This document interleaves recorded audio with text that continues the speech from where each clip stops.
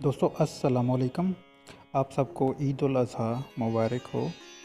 दोस्तों, क्या आपको मालूम है कि ये ईद क्यों मनाई जाती है?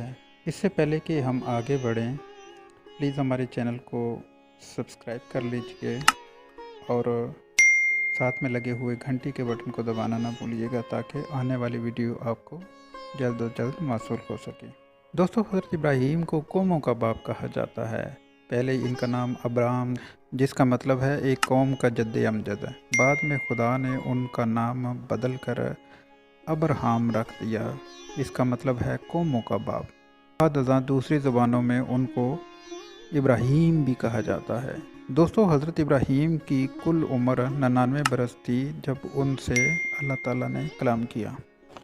दोस्तों, खुदा ने हज़रत इब्राहीम को कहा कि मैं खुदाए अज़ीम हूँ, तू मेरे हुजूर चल और कामल हो। मैं अपने और तेरे दरमियान अहद बांधूंगा और तुझे बरकत दूंगा। खुदा ने कहा, देख मेरा अहद तेरे साथ है, तू कौमों का बाप कहलाएगा और बादशाह तेरे सुलभ से पैदा होंगे। दोस्तों, खुदा ने अब्राहम से कहा, मैं तेरी कौम को कनान का मुल्क दूंगा कि वो तुम्हारी कौम की दायमी मिरास हो। दोस्तों, खुदा ने हज़रत इब्राहीम से कहा, देख तेरी बीवी सारा के जो 5 का उससे बेटा होगा, तू उसका नाम इसहाक रखना।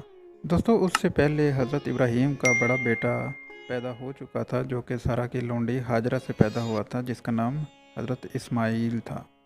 दोस्तों, अल्लाह ताला हज़रत इब्राहीम अलैहिस्सलाम को ये हुक्म देते हैं कि तू अपना बेटा मेरी राह में कुर्बान कर और उसे उस पहाड़ पर जो मैं तुझे दिखाऊंगा वहाँ कुर्बान करना।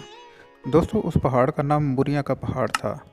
दोस्तों, सुबह होते ही वो अपने बेटे को साथ लेकर वहाँ पहुँच गए। बेटे ने बाप से सवाल किया, ए बाप, आग और लकड़ियाँ तो हमारे पास हैं, बरा कहाँ से आएगा? दोस्तों, हज़रत इब्राहीम ने अपने बेटे को कहा, खुदा आप ही हमारे लिए बरा मुहैया करेगा। दोस्तों, जब हज़रत इब्राहीम पहाड़ के ऊपर पहुँचे तो वहाँ उन्होंने एक कुर्बान गाह बनाई और उस पर लकड़ियाँ रखीं और अपने बेटे को बांध कर उस पर लटा दिया। दोस्तों, कुर्बानी की एक किस्म ऐसी होती है जिसको सौख्तनी कुर्बानी कहते हैं। दोस्तों, इस कुर्बानी में बरे को ज़बह करने के बाद मुकम्मल जला दिया जाता है।